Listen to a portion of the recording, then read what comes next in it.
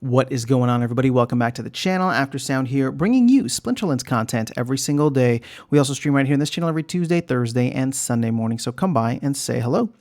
All right, guys, there is an interesting tournament rewards rework discussion happening right now on Discord. So this was started by Claiborne not too long ago, and it seems like people are starting to chat a little bit more. Now, IcyFlow had given me a heads up, so I want to give a shout out to IcyFlow because we're going to be going through one of the ideas that he put out there, which I very fundamentally agree with. Now, I'm not going to get into all the specifics of where I think we should go in terms of like allocation and all that. I think that's for a broader discussion. But if you've been on the live streams, if you've been watching the videos, I am very much against the idea of anytime tournaments. I mean, I know that they're convenient and people like to do them, but they are not exciting. They're very boring.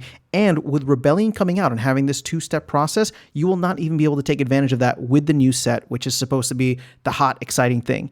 So what IcyFlow has suggested here, and this is actually a screenshot from several months ago, I'm thinking of changing the tournaments. I'm thinking of 1/3 of the reward pool can go to 3 daily live tournaments, or the tournaments happen every 8 hours. Every day the tournaments would start 1 hour later, so it's constantly changing and no one is left out.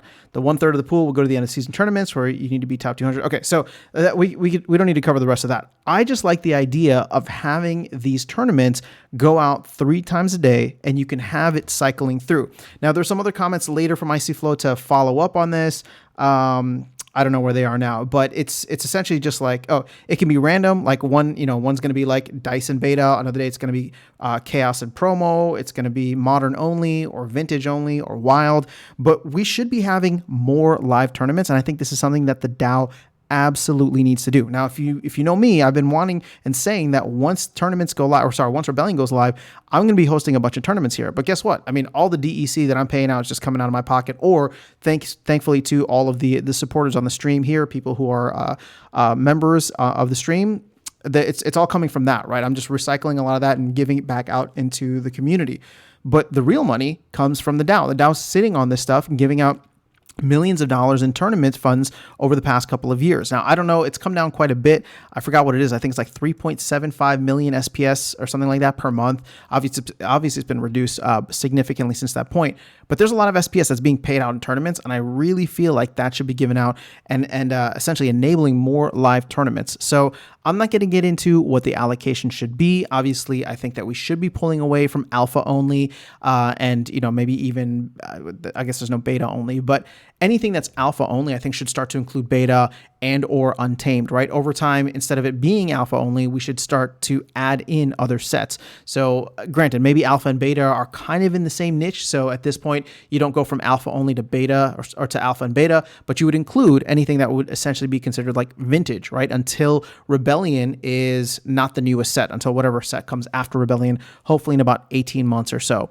So, whatever is alpha only right now should become alpha, beta, and untamed, and therefore people who have those cards will be able to participate in those. And I don't think that they should pay out as high as they were before, because what we should be doing, and shout out to IcyFlow for saying this as well in that chat, is incentivizing people to come in and play with the newer cards.